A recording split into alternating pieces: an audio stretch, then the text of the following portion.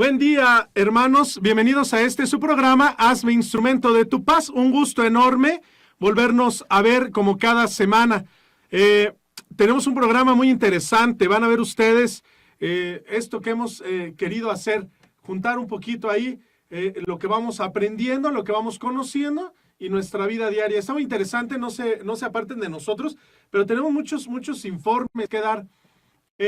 Bueno, primero un saludo al padre Didier, el encargado de las comunicaciones de la diócesis de Cuautitlán, el cual nos abrió el espacio para que nosotros podamos realizar este programa. Está de aniversario sacerdotal, cumple 9 años de sacerdote, entonces le mandamos un enorme abrazo, que el Señor siga bendiciendo su ministerio y que siga ayudando para que los medios de comunicación cada vez más se abran a la evangelización. Hemos estado hablando también de estos, no quisiera llamarle así, pero vamos a ponerle grados de santidad.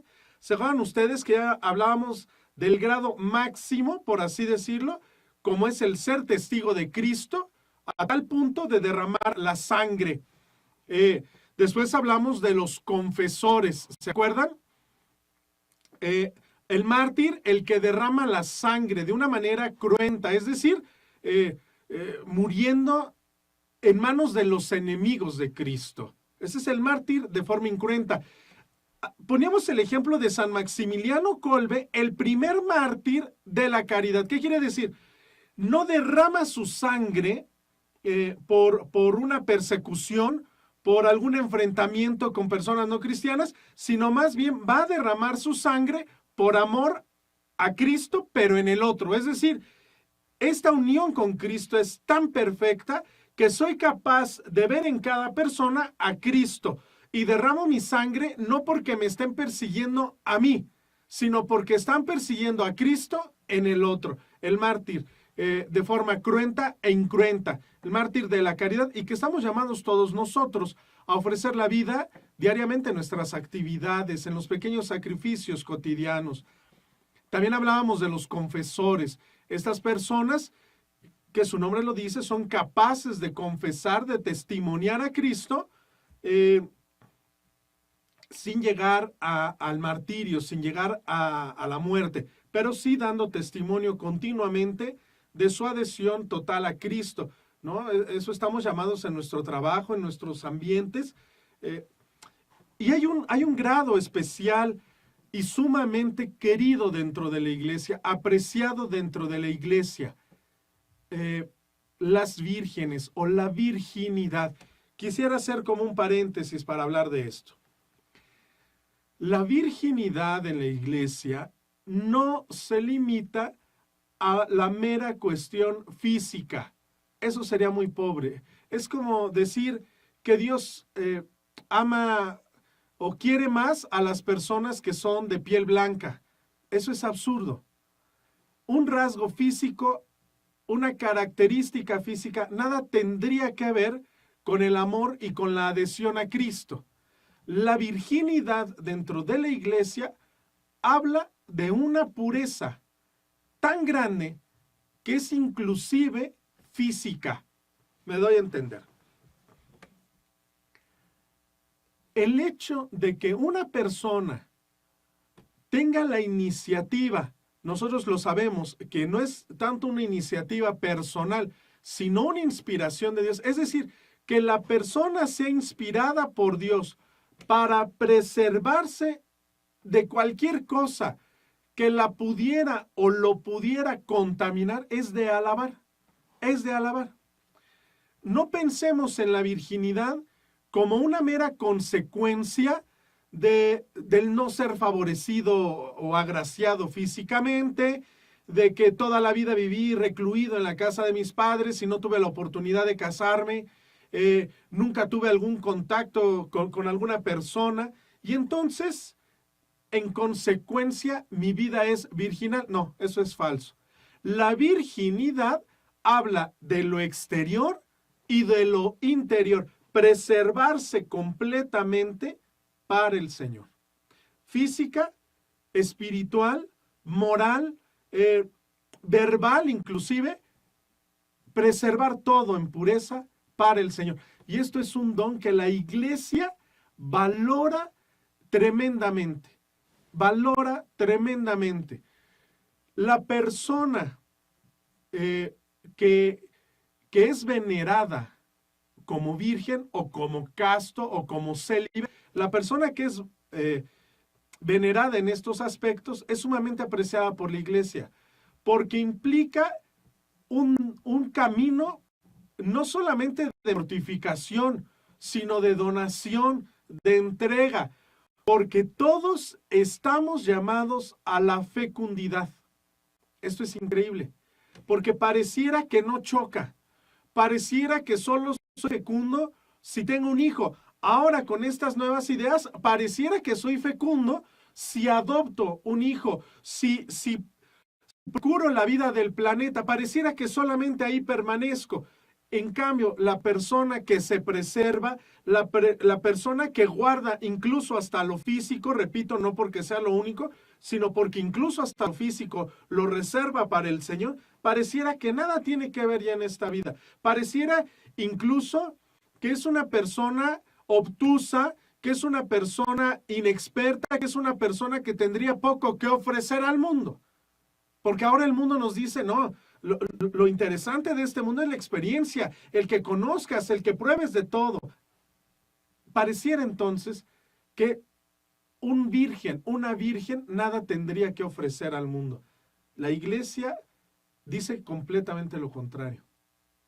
Aquel que es capaz de preservarse en lo exterior y en lo interior es digno de toda consideración, porque es garantía de que el Señor habita en él.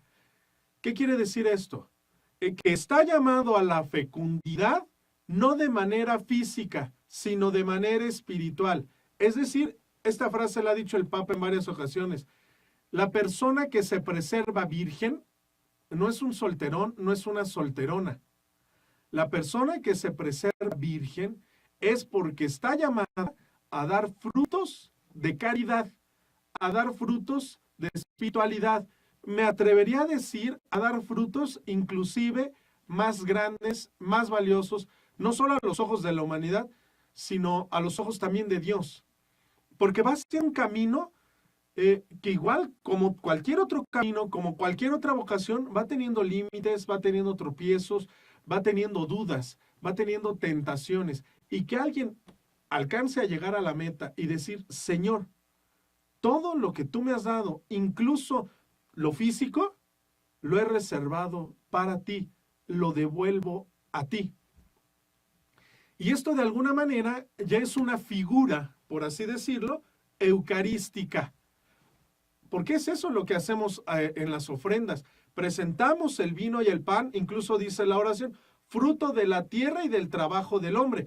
Lo ofrecemos para que esta ofrenda sea transformada en bendición, sea transformada en pan, en alimento para mis hermanos. Es esto mismo lo que hace una persona que se preserva en la virginidad. No solamente en lo físico, sino que también ha trabajado en su interior, ha trabajado en su mente, ha trabajado en sus juicios, ha trabajado en sus propias pasiones, ¿no? En sus propios corajes, en sus propios anhelos, ha trabajado la persona integral para poder responderle a Cristo. Y esto es maravilloso. Y esto la iglesia lo valora tremendamente, tremendamente. Alguien que desde su pequeña infancia supo que su vida estaba dedicada al Señor, completamente. Ahora piensen ustedes a quien celebramos como virgen y mártir. ¿Se imaginan? Una persona completamente inundada del Espíritu Santo, enamorada por completo de Dios. Qué dicha poder celebrar esto en nuestra iglesia. Qué dicha. Y esto no piensen que es algo antiguo, ¿eh? Esto no piensen que es algo de historia, que solo está en los libros antiguos. Esto se sigue dando en las persecuciones, esto se sigue dando dolorosamente en muchos aspectos de nuestra iglesia, niños maltratados, niños que han sufrido. Esto se sigue dando. Personas que desde su tierna infancia quieren ofrecerse, ofrendar toda su vida y toda su existencia a Dios. Hoy seguimos celebrando vírgenes y mártires dentro de la iglesia.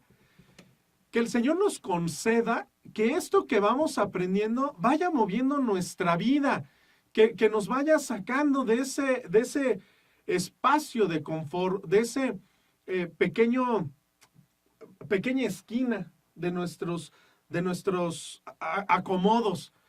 Que el Señor nos ayude a salir, que el Señor nos ayude a atrevernos a hacer algo profundo con nuestra vida, algo arriesgado con nuestra vida, algo digno de recordar.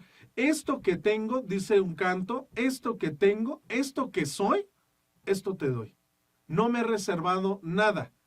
Todo esto es para ti, Señor, porque de ti me viene. Esto es maravilloso. Pues bien, en estas imágenes que vamos presentando del mártir, del confesor, de la virgen o de la virginidad, estas imágenes que vamos presentando es para que motiven nuestra vida. Y sobre todo en estos días, donde se empiezan a vivir tantas experiencias franciscanas, tantas experiencias religiosas, tantas experiencias de encuentro con el Señor. Ojalá que tú pudieras participar en algo en tu parroquia, tú pudieras participar en algún encuentro, en algún grupo que reavive tu llamado. Esto es lo más difícil de trabajar en la iglesia. Las personas que ya tenemos en nuestros grupos parroquiales, es lo más difícil de trabajar. ¿Por qué? Alguien que vive indiferente, alguien que vive alejado, alguien que no ha sido evangelizado, al momento que tiene el encuentro del Señor, prácticamente sale enamorado de la figura de Dios. Prácticamente, porque Dios sigue atrayendo a las personas. Se juega en esta frase del Evangelio que dice, cuando sea puesto en alto, atraeré a todos hacia mí. Bueno, Cristo ya fue puesto en alto en la cruz. Cristo se ofrenda y es elevado cotidianamente en la Eucaristía y sigue atrayendo a todos hacia Él.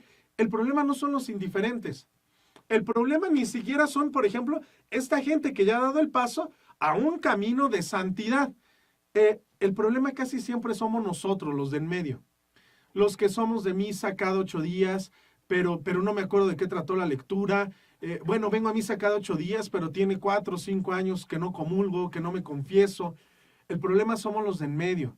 Los que ni somos del mundo, pero que tampoco nos hemos arriesgado para hacer este camino de santidad, este camino de encuentro profundo, sincero, honesto con el Señor. El problema somos nosotros, los de en medio, siempre aletargados, siempre durmiendo, siempre preocupados por las cosas de este mundo, aunque quisiéramos algún día anhelar el encuentro con el Señor. No sé si me doy a entender. Toda la vida en medio. Y ¿recuerdan esa frase del Apocalipsis que dice, tibios? Pues así muchos de nosotros vivimos, de manera tibia. Ojalá que estas cosas nos motiven y nos hagan pensar que los santos no es que se hayan quedado en el pasado.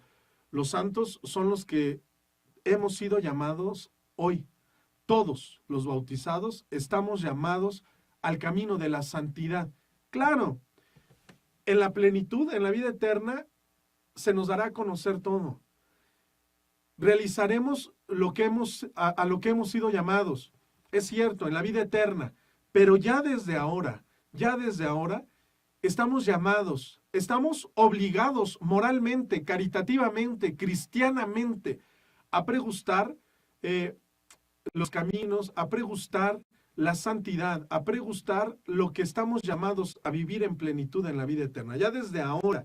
Ojalá que esto nos vaya motivando, ojalá que esto nos haga reconciliarnos, vivir un encuentro profundo con el Señor. Yo a veces en la parroquia en la que ayudo, a veces me llama la atención que las personas no se atreven a vivir un encuentro personal con Cristo porque les da pena, porque ¿qué va a decir la gente? Porque ya llevan 20, 30 años sirviendo en la parroquia y ¿cómo van a decir que no han tenido un encuentro con Dios? Y entonces prefieren vivir aletargados que arriesgarse a vivir un encuentro profundo con el Señor, en un retiro, en una hora santa, en unos ejercicios espirituales, en un momento de desierto que realizan algunos religiosos. Es decir, los caminos los hay para realmente sentir que el Espíritu Santo no solamente se derrama en mí, sino que lo dejamos actuar y que fructifique en nuestra vida. De eso es de lo que vamos a hablar precisamente hoy. De la vida eucarística y su impacto social. Es decir, mis comuniones, qué tanta huella dejan por donde voy pasando. Vamos a un corte y regresamos a su programa, Hazme Instrumento de tu Paz. Estamos de regreso a su programa, Hazme Instrumento de tu Paz. Queremos agradecer los saludos. Mari Velázquez, que Dios te siga bendiciendo. Ella nos escucha cada 8 días. Nos gustaría un día conocernos, porque es bastante agradable saber que hay personas que van siguiendo toda la programación, porque los vamos más bien como hilando los programas, ¿no? Entonces, para que no sean como cosas aisladas, procuramos cada mes tener una temática, de tal manera que tú puedas bajar los programas, ya sea por la tarde en YouTube, tú puedas bajar los programas, por ejemplo, 4 o 5 programas de todo un mes y tengas una catequesis más completa. Quiero aprovechar para explicarles un poquito la estructura del programa. Si ustedes se dan cuenta, la primera parte del programa la dedicamos a la vida de algún santo o hablar, como lo hicimos en el bloque pasado, ciertos temas que nos motiven a comenzar un camino de santidad. Eso es interesante. Hacer un camino de santidad. No sé por dónde. Bueno, que el ejemplo de este santo, que el ejemplo de esto que hemos estado hablando te motive. Alguien que era ama de casa, trabajador como cualquier otro, alguien que murió mártir, que esto te motive para acercarte a la confesión primero, para empezar a tomar las Eucaristías o tu vida eucarística pues más en serio, no únicamente ir cuando me nace de corazón, eso es absurdo. Empezar a tener un director espiritual. ¿Qué es esto? No que te confieses, pero puedes ir, incluso no es necesario que sea un sacerdote, puede ser una religiosa, puede ser un religioso que tenga ya un camino más adelantado que el tuyo. Alguien que tú veas que da testimonio de santidad, no el padre que te cae bien y que te apapacha, no. Tú quieres empezar un camino de verdadera santidad, de verdadero encuentro con el Señor. Y entonces voy y dialogo con esta persona, con mi director espiritual, y le pido que me acompañe en ciertos temas que no son pecado, es decir, no me estoy confesando, pero yo quiero que me ayude a trabajar sobre mi carácter.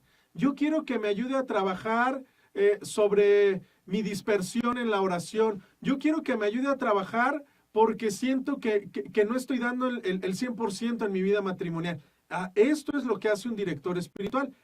La primera parte del programa está dedicada a eso, a sacudirnos el polvo y decir, sí le quiero entrar, porque soy bautizado y porque Dios me ha dado todas las herramientas para hacerlo.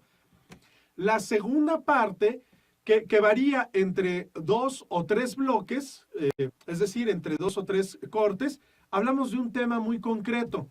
Hemos hablado de Mariología, hemos hablado de la pastoral vocacional o de la pastoral juvenil, hemos hablado, es decir, diversos temas a lo largo de todo un mes.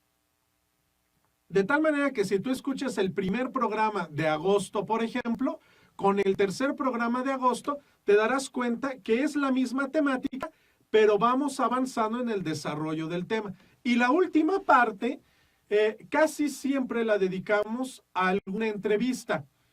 Invitamos a gente que conoce del tema, religiosos, sacerdotes, laicos comprometidos, jóvenes, que vienen y aportan su punto de vista de acuerdo al tema que estamos hablando, de acuerdo al tema en el que nos estamos enfocando. Así está dividido nuestro programa. Entonces, bien, ya hablamos en el primer bloque sobre la virginidad que rebasa la cuestión meramente física. Eso sería absurdo. Eso sería, incluso de eso atacan mucho a la iglesia, como pensar que la iglesia se fija únicamente en la cuestión física. Absurdo, es engañoso, ¿no? La virginidad es un don que Dios regala, que Dios otorga a la persona para poderle ofrendar todo. Bien, bueno, todo esto por los saludos que queríamos mandarle a Mari Velázquez, a Tony Billmore, a Mari Pérez, a María Guadalupe Rojas, a Rosario Rodríguez, a Liz Hernández, a María Jimena, Miranda Sara, Miranda Sara, a Tulipán de María desde Zacatecas.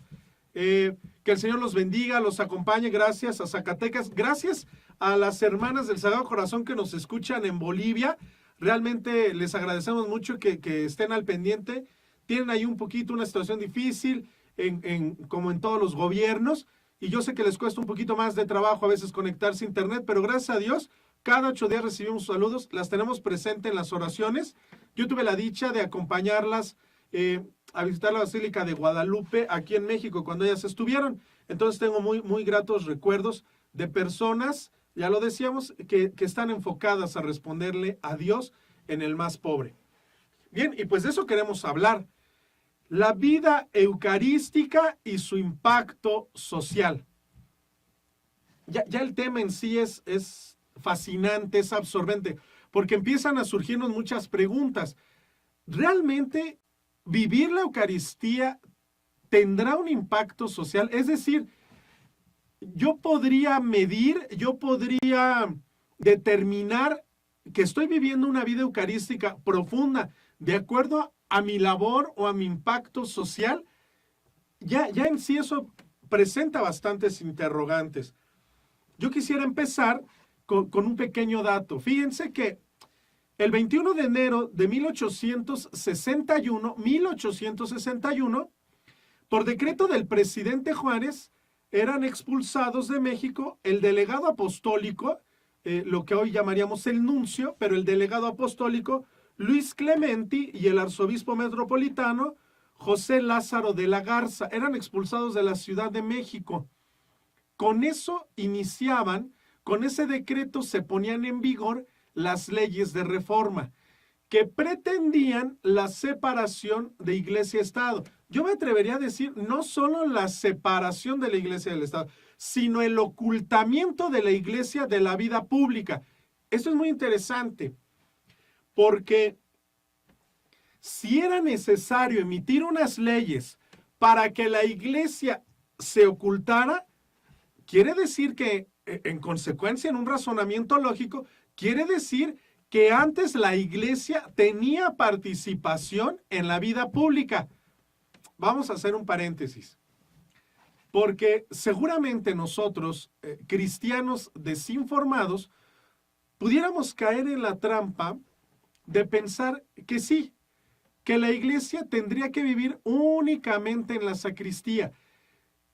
¿Por qué tiene el padre que meterse en la homilía a hablar de política o hablar de la corrupción o hablar de lo mal que está nuestra comunidad, de lo dañadas que están las calles, que no hay alumbrado público? ¿Por qué tendría que hacer eso el padre? No, que él nos hable del amor de Dios. Pudiéramos caer en esta trampa. Ahorita lo vamos a ir desarrollando, porque no crean que me atrevo a decir trampa únicamente para hacer esto picante, este programa. No. Pudiéramos caer en esa trampa de decir a nosotros que nos prediquen únicamente de Cristo. Esta idea, yo anoté aquí, esta dualidad, esta separación nociva, deja a los individuos la libertad de ser cristianos en la vida privada. Deja la libertad de ser cristianos en la vida privada, pero nunca en la vida pública. Nunca en la vida pública. ¿Se acuerdan ustedes del escándalo? Cuando vino el Papa y el presidente de aquel entonces, Vicente Fox, le besó la mano, le besó el anillo, como lo haría cualquier bautizado, cualquier persona cercana a la iglesia. ¿Se acuerdan ese escándalo? Y el argumento era no, él puede ser católico, él puede ser protestante, él puede ser testigo de Jehová, pero ahí, en lo privado, en su vida privada, en lo público, no. ¿Se acuerdan de este escándalo? ¿Qué pasa con esta idea? ¿Por qué es nociva? Precisamente porque pretende esta dualidad. Sí, tú puedes ser lo que tú quieras, pero en lo privado, no en lo público. Detrás de esto se afirma que el Estado es independiente de toda autoridad sobrenatural. El Estado es independiente de toda autoridad sobrenatural. Yo tengo que hacer este comentario porque desde ayer que estaba leyendo esto de nuevo, me resonaba mucho el diálogo que tuvo nuestro Señor Jesucristo con Pilato, ¿se acuerdan? que decía, no sabes, le dice Pilato, no sabes que yo tengo el poder para salvarte o para quitarte la vida. Y la respuesta del Señor es magnífica. Dice, tú tienes el poder, tú tienes la autoridad, únicamente la autoridad, porque te ha venido de lo alto, porque te ha sido dada por el verdadero legislador, por el verdadero rey, por el rey supremo, por el gobernante absoluto, gobernante del universo entero, el que lo ha creado de la nada. El Estado pretende, el Estado como sistema, no vamos a entrar en cuestiones políticas o partidos, es decir, el ambiente político, la sociedad en la que vivimos, aparentemente nos dice eso. No, el Estado no tendría por qué mirar las cuestiones religiosas, ¿no? Ilusamente, salvar la vida, no abortar, se piensa que es algo religioso. No, es el derecho de cualquier ser humano, la Constitución lo garantiza. Vivir libre, tener derecho a las propias decisiones. Es decir, esto no es cuestión religiosa. Esto no es cuestión religiosa. Es esta idea nociva, por eso les decía que esa palabra pienso que es muy adecuada, es esta idea nociva que desde pequeños nos van alimentando, ¿no? Desde pequeños nos van diciendo, es que la iglesia se quiere meter en todo. No, la iglesia vela y procura que la vida del cristiano sea congruente, nada más, nada más.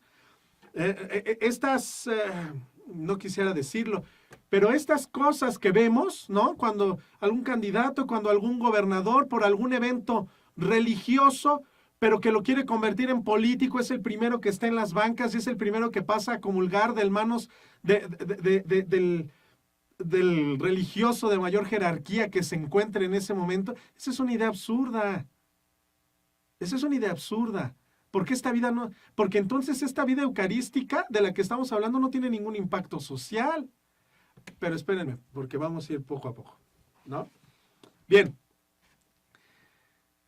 Esta idea de que la iglesia y el Estado deben vivir separados, y en concreto de que la iglesia debería de permanecer oculta, es completamente falsa.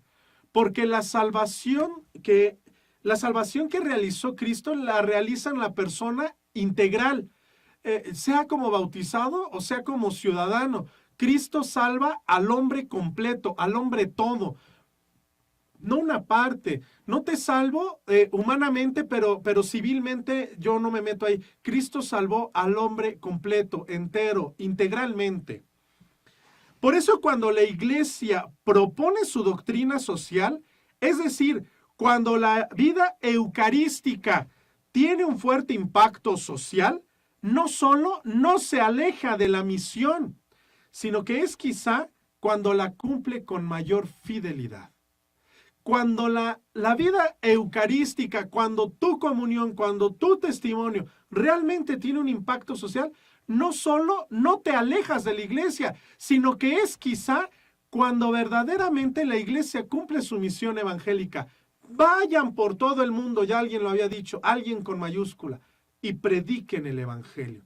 Vayan por todo el mundo y prediquen el evangelio. Esto es sumamente interesante. Vamos a hacer una pausa porque como que yo me desboco hablando, pero el tema es atrayente. Vamos a hacer una pausa. Mándenos sus mensajes, escríbanos, díganos lo que opinan sobre este tema y regresamos después del corte.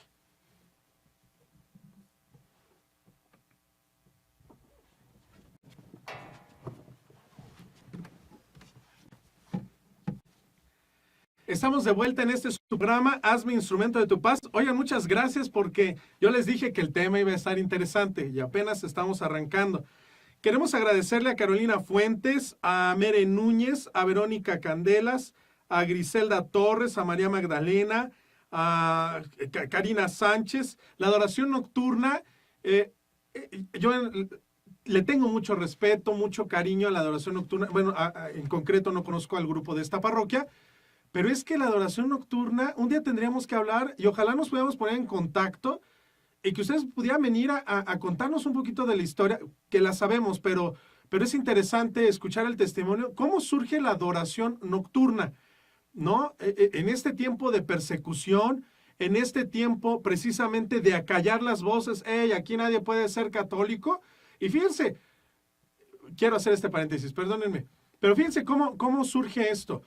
Cuando el sistema, porque no fue solamente en México, sino en muchos lados, oprime a los católicos y dice, ustedes no pueden ser católicos, ustedes no pueden hacer esto. Fíjense, la respuesta de la iglesia estoy hablando de bautizados, la respuesta de la iglesia no fue, bueno, vamos a hacer obras de caridad, bueno, vamos a ayudar al prójimo. La respuesta inmediata, la respuesta primera es adorar al Santísimo.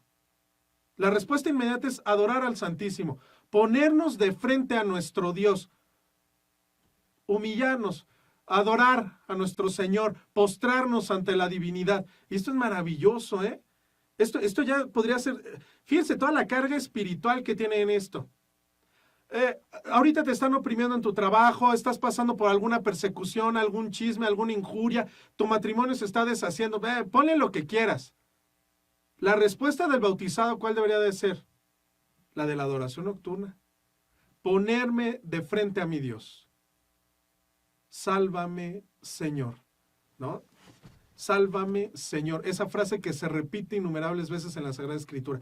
Sálvame, Señor.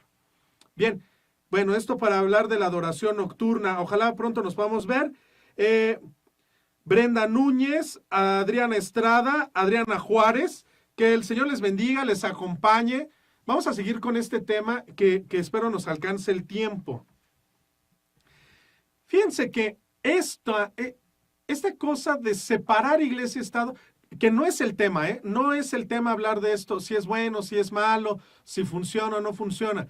Estamos hablando del ocultamiento del cristiano, que el cristiano no figure. No, tú puedes ser importante, pero no eres cristiano, es el licenciado fulano de tal, eres la psicóloga sutana, eres, ¿sí me voy a entender? O sea, el ciudadano.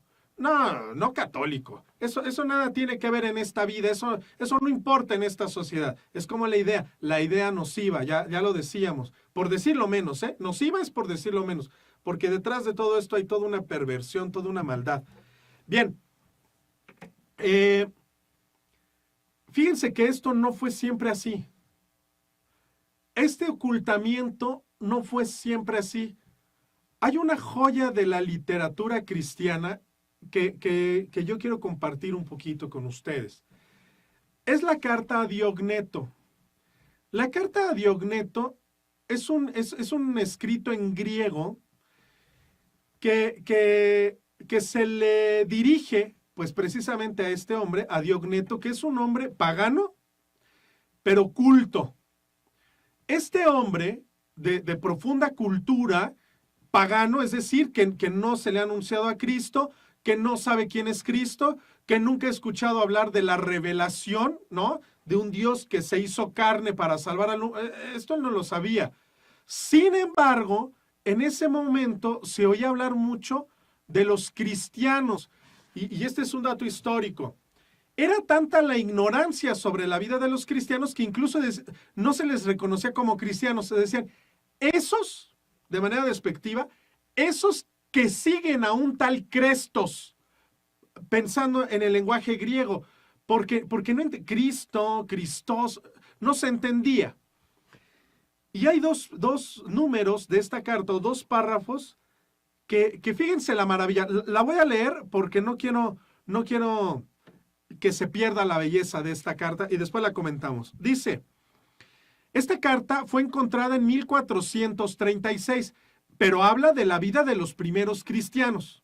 No es que hable de los cristianos de 1400, no. La carta se encontró en 1436, pero hace referencia a los cristianos de los primeros siglos, de estos que se escondían por la persecución, de estos que celebraban en cuevas la cena del Señor. Fíjense, dice, los cristianos no se distinguen de los demás hombres ni por su tierra, ni por su habla, ni por sus costumbres, porque ni habitan ciudades exclusivas, ni hablan una lengua extraña, ni llevan un género de vida aparte de los demás.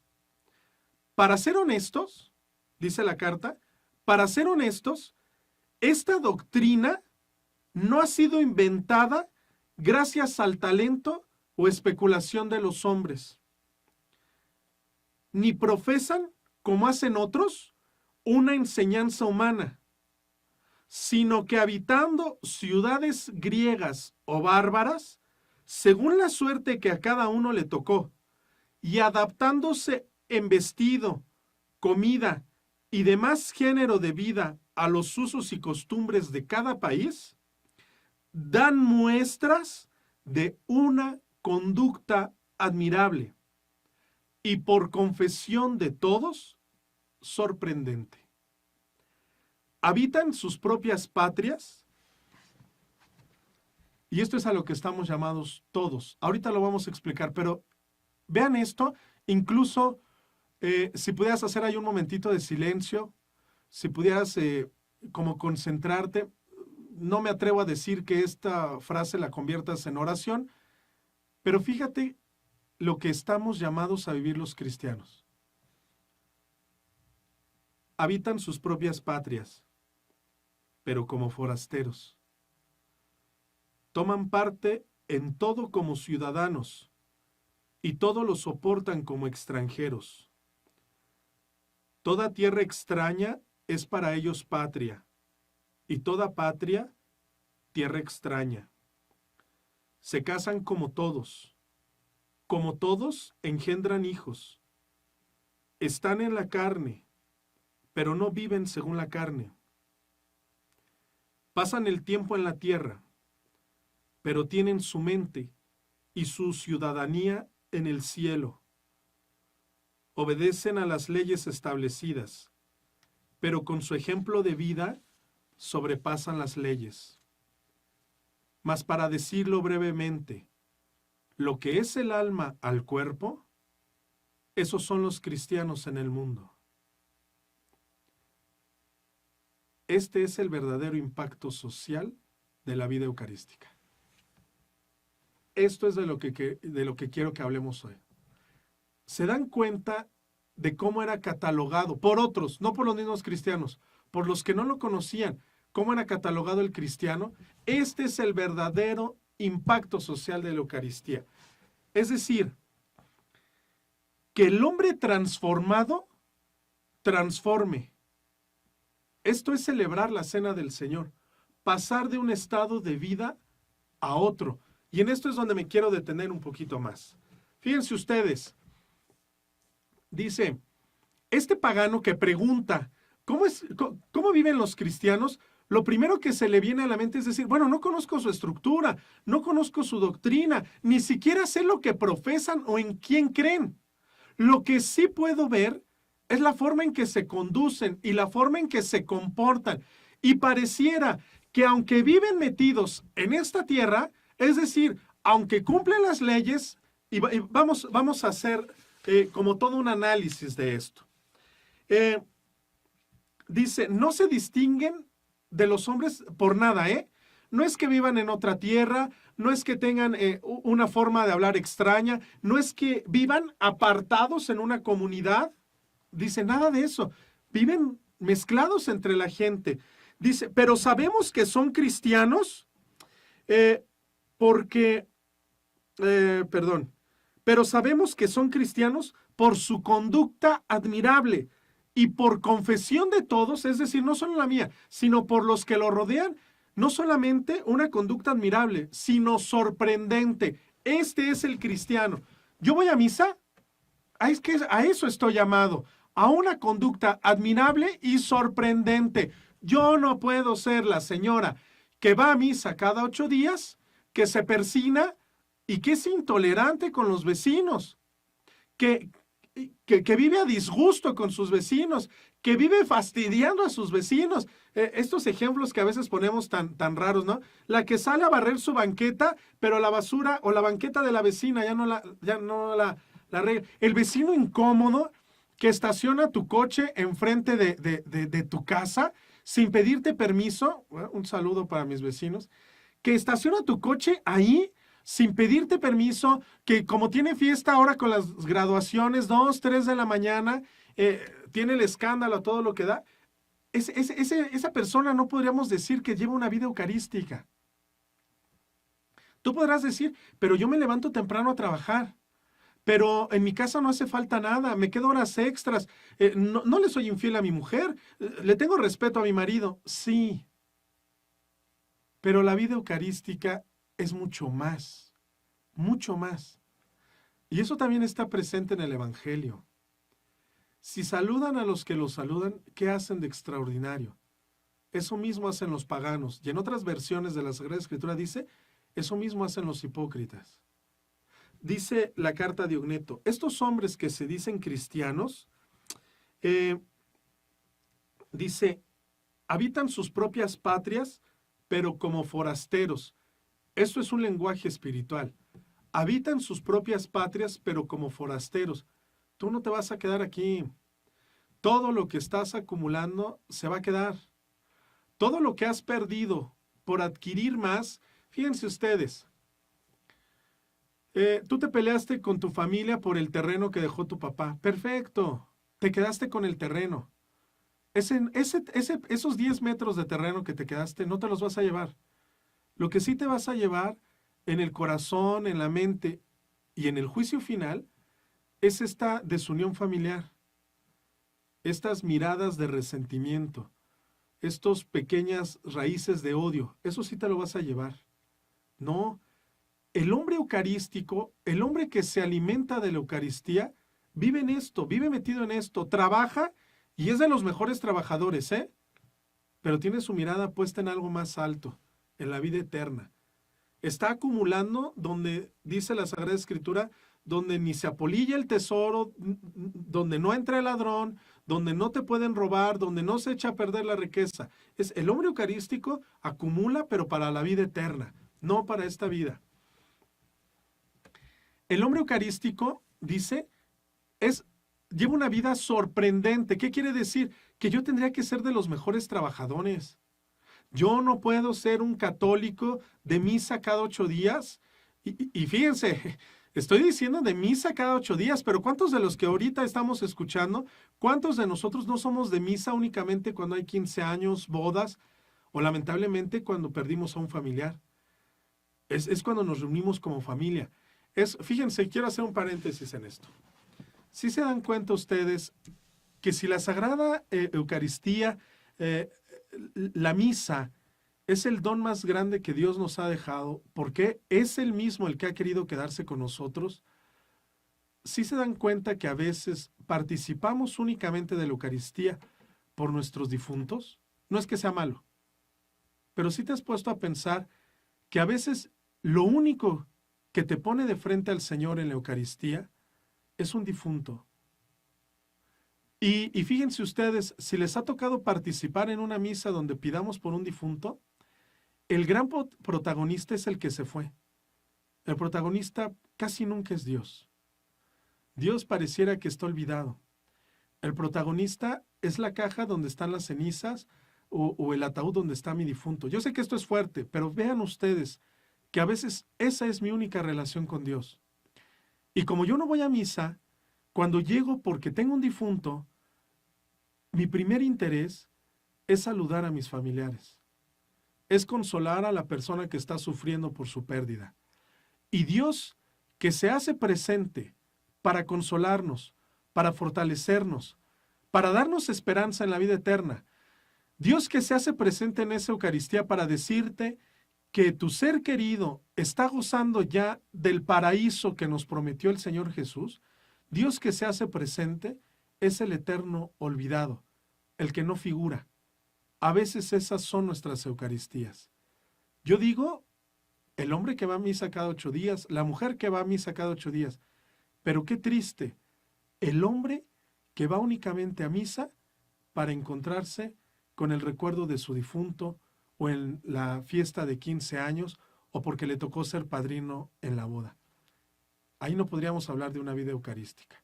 Vamos a un corte y regresamos a su programa, Hazme Instrumento de tu Paz.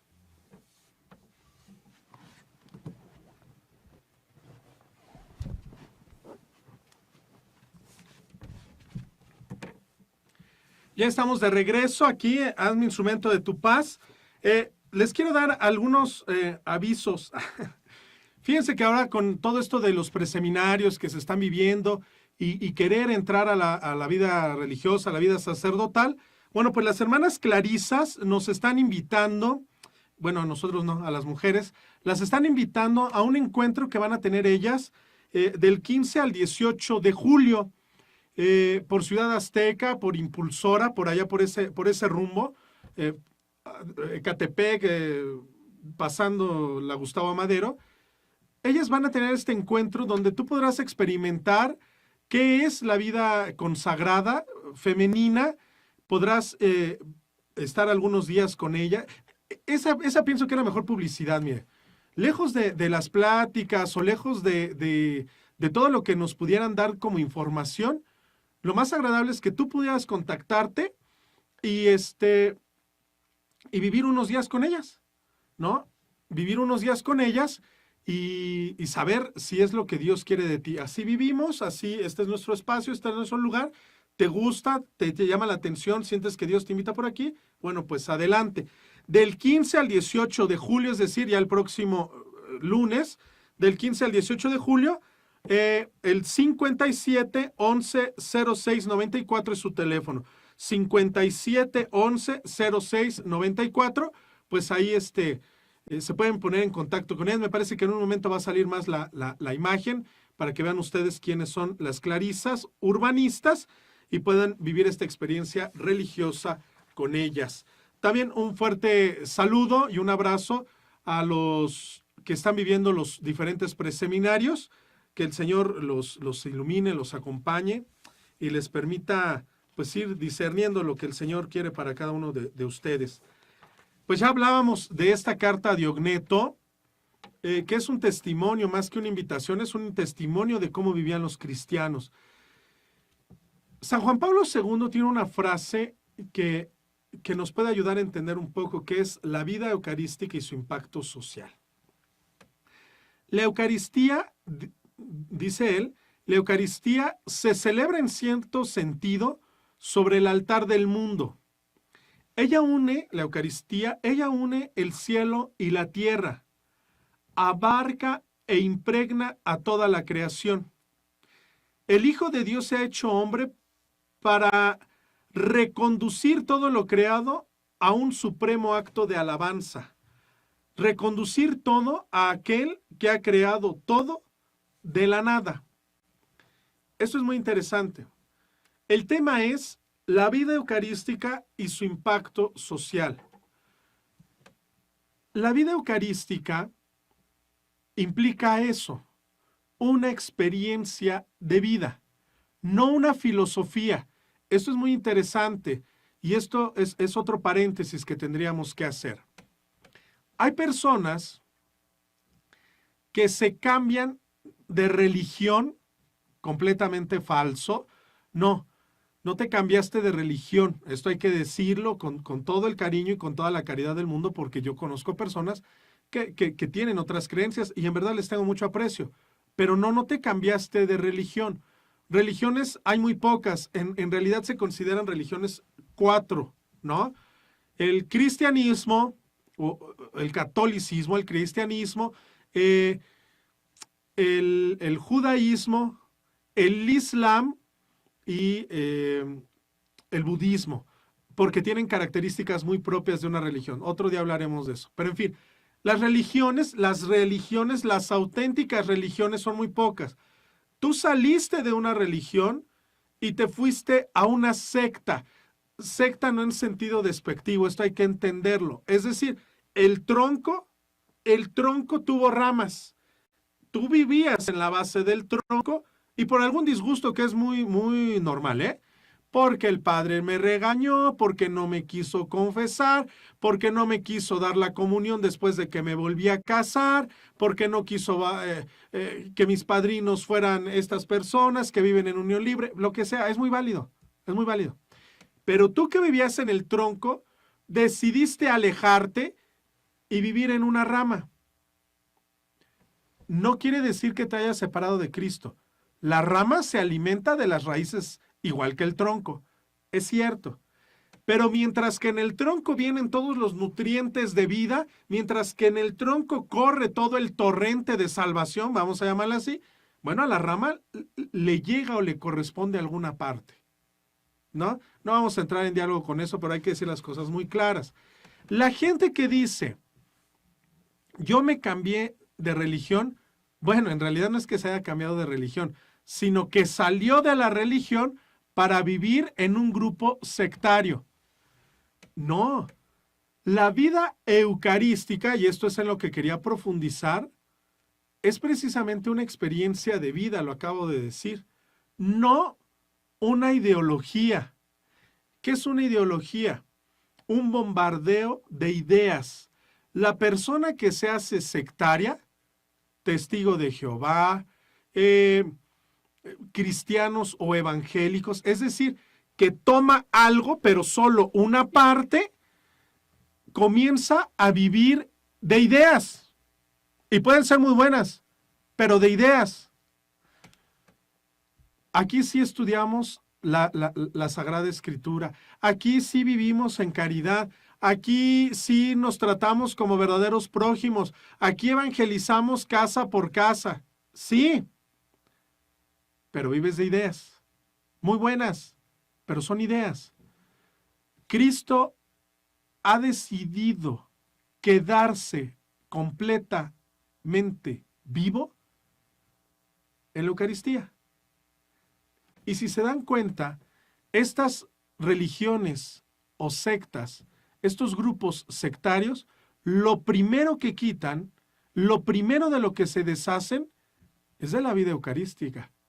Claro, claro, porque deshacerse de la vida eucarística es quebrar, es fracturar la relación directa y personal con Cristo. Esto no es de otro mundo. Lo primero, y esto nos pasa en nuestra propia vida, ¿eh? No miremos con malos ojos a las personas que viven en estos grupos, porque lo mismo pasa con nosotros. Sí, yo voy a misa cada 8 días, escucho el sermón del padre que me gusta, incluso yo voy y busco el padre que más me acomode a mis necesidades, pero no comulgo, no participo, no me confieso, no. Comulgar implicaría reconocerme pecador. Comulgar implicaría reconocer que debo de cambiar de vida, que no puedo vivir con la otra, que no puedo seguir robando en mi trabajo, que si soy taxista no puedo seguir alterando el taxímetro, que si soy policía no puedo seguir mordiendo a la gente, sí me doy a entender. Cuando se rompe la vida eucarística, se rompe la relación con Cristo. Aunque seas catequista, aunque seas del grupo de evangelización, aunque vayas y visites a los enfermos, aunque seas el mejor lector de la parroquia, si nuestra vida eucarística está rota la relación con Cristo. Y entonces comienzo a vivir solo de ideas, solo de ideas. La iglesia debería de ser más incluyente, la iglesia debería de modernizarse, la iglesia debería de preocuparse verdaderamente por el pobre, la iglesia debería de vender todas sus riquezas para alimentar a los necesitados. Ideas. No.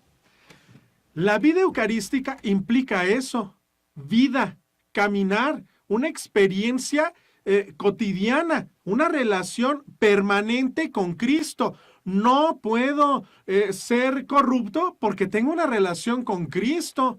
No te puedo dejar, no, yo que participo en una parroquia, no te puedo dejar ser padrino porque con la que vives no es tu mujer. No importa que seas el presidente municipal y me vayas a levantar una capilla que tanto necesitamos. No puedo. Quien lleva una vida eucarística dice, vive en consecuencia, procura ser congruente. No, lo dice la carta a Diogneto, obedece las leyes, pero con su ejemplo de vida las sobrepasa. Procura una vida intachable, no solamente moralmente, ¿eh? Eso está malo porque es pecado. Y eso no, porque no veas esa película porque ofende a Dios. No solamente en la cuestión moral, no solamente en la cuestión ética, sino que toda mi vida está regida por el encuentro que yo he tenido con Cristo Eucaristía, porque me empiezo a transformar en Él. Se oye fuerte, ¿verdad? Pero me empiezo a transformar en Él. El Cristo, bueno, el hombre que vive el ite missa es, ¿qué es esto del ite missa es? Cuando la misa se celebraba en latín, la última frase que se decía es ite missa es. Por eso la gente se quedó con esa idea de vamos a oír misa, porque la última frase que se decía era ite missa es. La gente no entendía el latín. Entonces el sacerdote volteaba de vuelta a la asamblea y le decía, ite missa es. Ah, vamos a oír misa, ya se acabó la misa. Esta traducción podría ser como, esta es su misión o vayan a vivir su misión. Lo que ahora nosotros decimos como, vayan a dar testimonio de lo que aquí hemos celebrado. Pueden ir en paz. Es eso mismo. Bien, pues la persona que escucha esto, es decir, la persona que participa de la Eucaristía, no se limita a proponer una normativa ética, sino que se esfuerza en mostrar la dimensión evangélica de la vida social. Todo lo que tiene que ver con los individuos debería de estar impregnado por la vida eucarística. Es decir, yo tengo que realizar esto si va de acuerdo a mi vida eucarística, si va de acuerdo con lo que Dios me propone en la Eucaristía. No en estas ideas de que, Cristo es tu amigo, Cristo no te juzga, la que te juzga es la iglesia, la que te regaña es la iglesia, la que pone límites es la iglesia, la que ha puesto candados en lugar de abrir las ventanas es la iglesia. No nos confundamos. El que participa de la vida eucarística procura con su ejemplo de vida hacerse uno con Cristo. Que quien te vea a ti, vea a Cristo. Y seguramente muchas limitantes nos pondría Cristo en nuestro estilo de vida. Si Cristo viera la forma en la que yo vivo, seguramente me diría, hey, esto no. No porque yo sea alguien que te quiere condenar, no porque yo sea un Dios castigador, sino porque tú, como no ves más adelante, nos diría el Señor Jesús, tú que no ves más adelante, pero yo que puedo ver la forma en que vives, me puedo dar cuenta que te estás acabando, que te estás destruyendo, que estás apartándote del camino que yo te he propuesto para la vida eterna, ¿no? La plenitud es eso. Y lo contrario de configurarnos con Cristo, que es a lo que estamos llamados en el bautismo, lo contrario de configurarnos con Cristo es desfigurarnos. Y yo me atrevería a decir caricaturizarnos. Mi matrimonio, una caricatura. Mi vida, fíjense, yo he puesto este ejemplo a veces en las pláticas ahí en la parroquia. Una caricatura disfrazada de fraile, vestido de fraile, una caricatura. No, la vida eucarística, la auténtica vida eucarística, nos debe de configurar con Cristo, tomar la forma de Cristo, actuar como actuaría Cristo. Esto es muy interesante. Entonces hay cosas que yo tendría que limitarme, no porque la iglesia me lo imponga, sino porque yo llevo una vida auténtica con Cristo. Yo no podría decirle, inclusive a mi hija de 16 años, de 14 años, aborta. Yo no podría hacer eso. Yo no podría ser como muchas personas que yo sé que sus seres queridos pues viven. Es que hay muchos ejemplos que podríamos decir, ¿no? Que pasan en nuestra vida, en nuestra familia, y que yo por prudencia no digo. Estas frases que tenemos. Yo para no tener problemas, mejor no me meto. Yo para no salir peleada, mejor no opino. No es una vida eucarística auténtica. El cristiano está llamado a meterse en la vida, en el mundo, ser fermento, ser levadura que fermente toda la masa. Que la vida eucarística se impregne, que la vida eucarística vaya produciendo frutos, no solo en mi corazón, sino por donde yo me desenvuelvo, porque mi vida eucarística efectivamente se está realizando y se está transformando. Vamos con la última parte de este tema, que sin duda nos vamos a quedar a medias. Este tema no se abarca ni aunque habláramos meses completo. La Eucaristía, fuente y culmen de la vida cristiana. Regresamos a este su programa, Hazme Instrumento de tu Paz.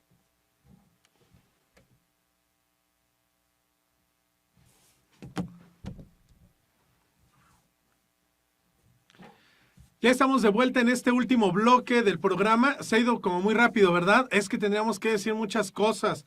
Queremos mandar saludos a la parroquia de San Mateo Apóstol, a Luis Enrique Ríos y a la misión pastoral del Sagrado Corazón. Muchas gracias porque estas parroquias nos han hecho el favor de escucharnos, jalan el programa y ellos nos hacen favor de retransmitirlo. Lo han retransmitido 7 parroquias ya este programa. Pienso que yo les decía que estaba interesante porque son como, es que es como el termómetro de nuestra vida cristiana. Esto yo pienso, cuando yo lo he dicho en otros lados, de momento causa como cierta comezón, porque la gente pareciera, hay gente que me ha dicho, Fray, yo pienso que esto lo dijo por mí. No, en realidad no, sino más bien es como un síntoma que vamos viviendo todos los cristianos. Lo comentábamos desde el principio. Vivir toda la vida en el intermedio, toda la vida en el intermedio. Hay una reflexión que a mí me gusta mucho, porque a mí en lo particular me ha hecho pensar.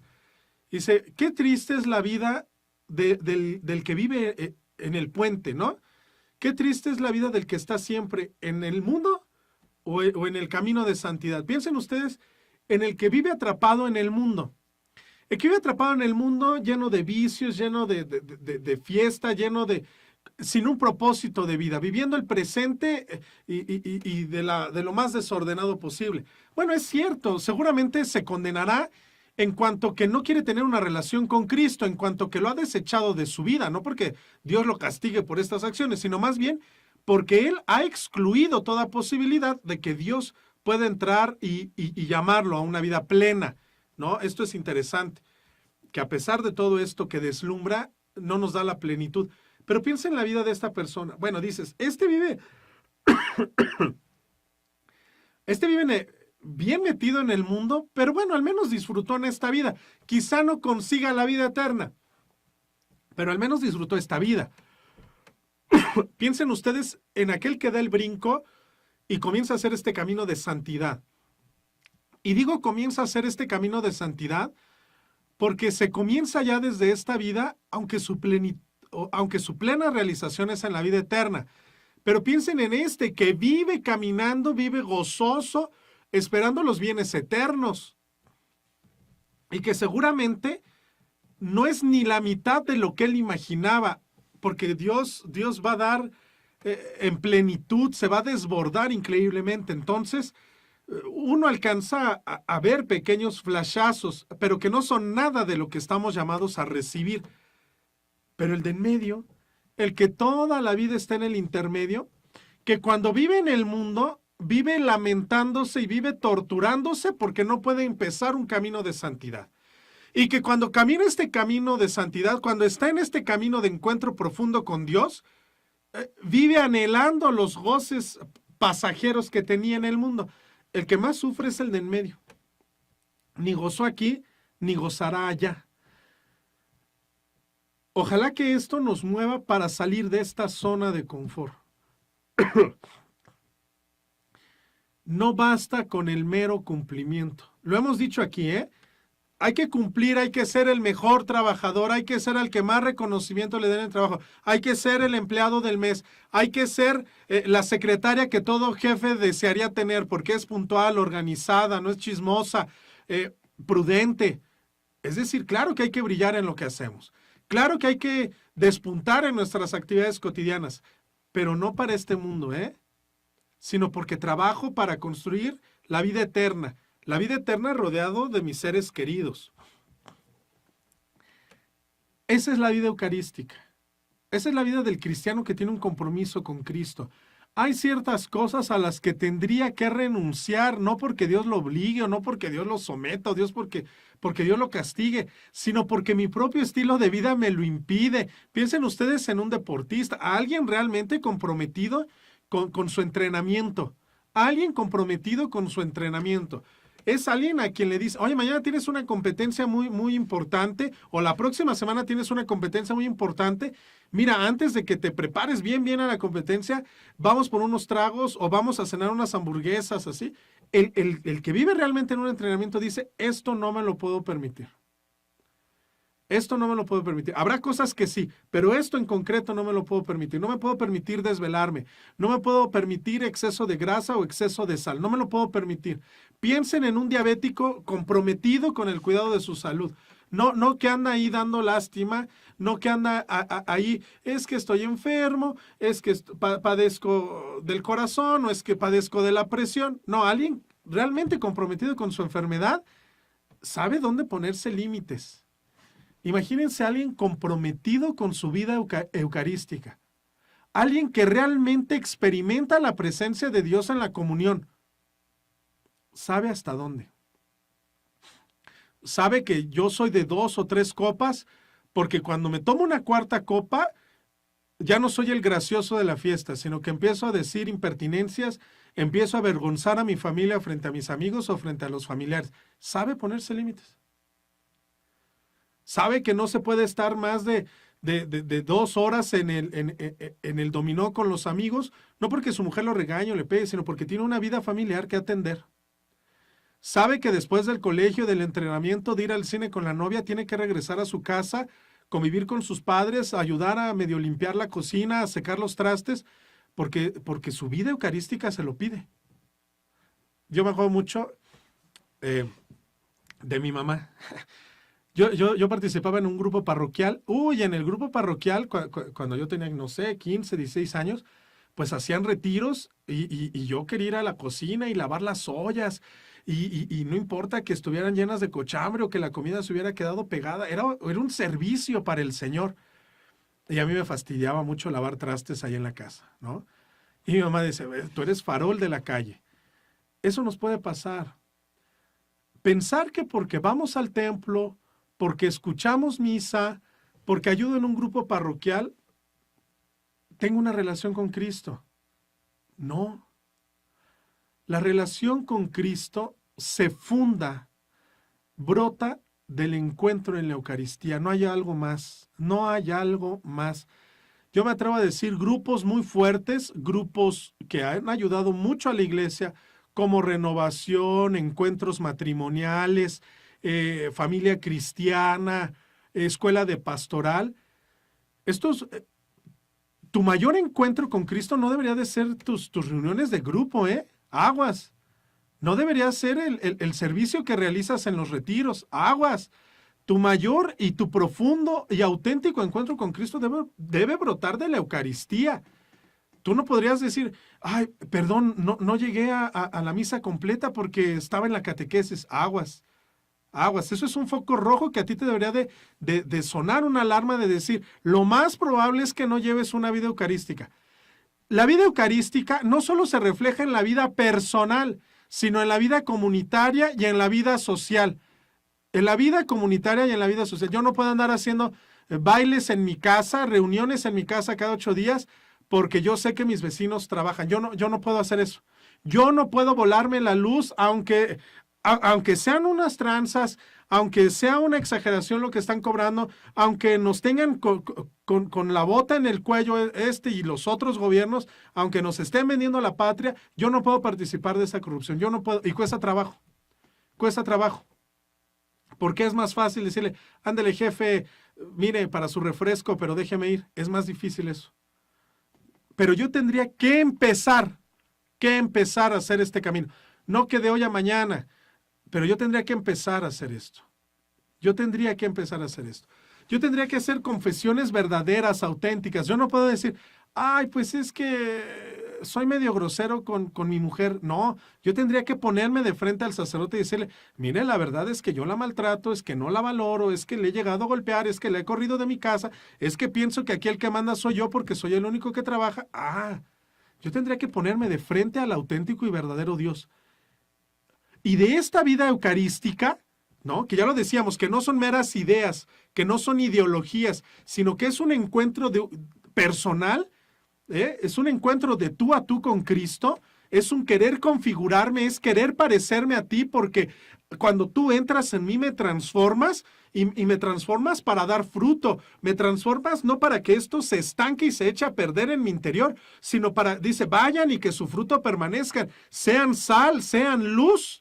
¿no? Esta luz no se esconde. Ah, yo mi Eucaristía, yo participo, yo cierro los ojos y me encuentro con Dios, pero llego en mi casa y se me olvida y sigo siendo el mismo raterillo de siempre, sigo siendo el mismo primo, el mismo tío, el mismo hermano fastidioso que no procura el bien de su familia, sigo teniendo a mis padres viejos y olvidados allá arrumbados, ¿no? Y esto lo ha pedido el Papa últimamente.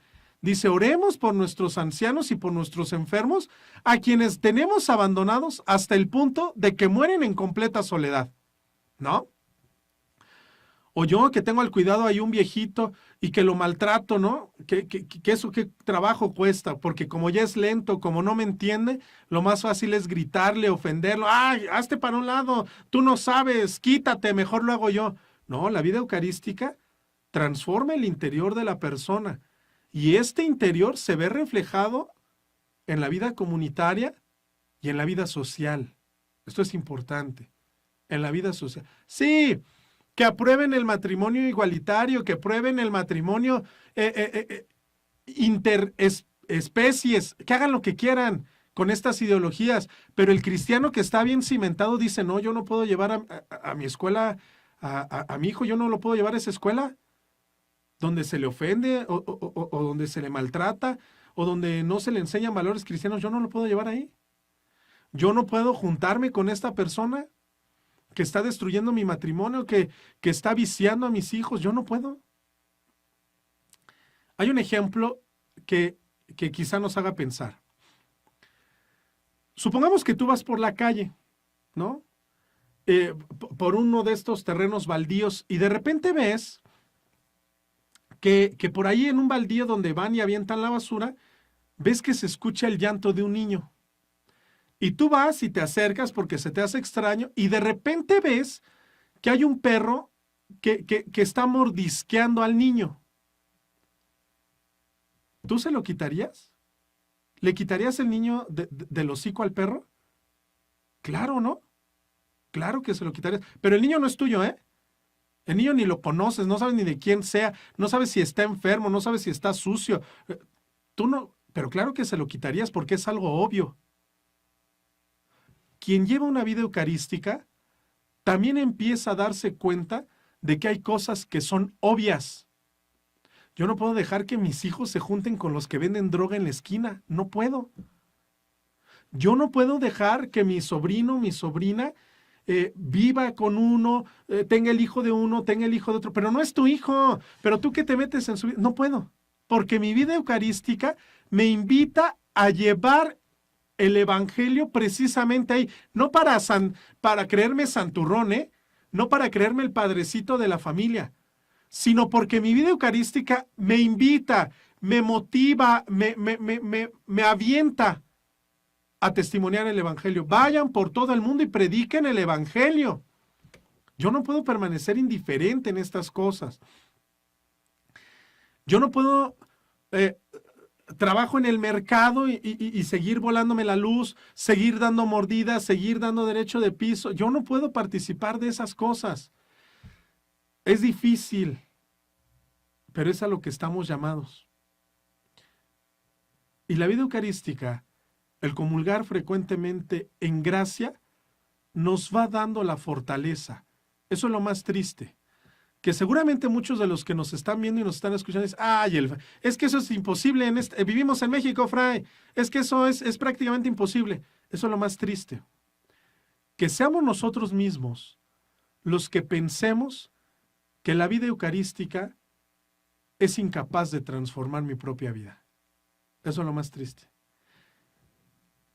Que lo que nos dice el mundo, que somos unos farsantes, que somos unos hipócritas, que somos los primeros en no predicar a Cristo, lo más triste es que nosotros lo corroboremos con nuestro estilo de vida. Que la gente diga, ¿ya ven cómo sí es cierto? Estos que se decían santitos, estos que se decían los más buenos, estos que comulgaban diario, miren, son los primeros. No, la auténtica vida cristiana debe de transformar mi vida a tal punto de que sea capaz de transformar mi entorno y mi sociedad. Pienso, para terminar este programa, pienso que más que hablar de un impacto social de la vida eucarística, primero tendríamos que meditar y que reflexionar sobre el impacto personal. ¿Qué tanto me ha impactado a mí el comulgar diario? El saber que el cuerpo y la sangre de Cristo habitan en mí. ¿Qué tanto me han impactado? Dios quiera que esto nos motive. Seguramente tendríamos que hacer otro programa para darle continuidad a este tema. Muchas gracias a todas las personas que se conectaron. Gracias a todos los que mandaron sus saludos. Y ojalá que la Eucaristía realmente sea en mi vida y en mi entorno fuente, centro y culmen. Solamente así podremos dar testimonio de Cristo. Paz y bien, que Dios los bendiga y los esperamos dentro de 8 días en este su programa. Hazme instrumento de tu paz.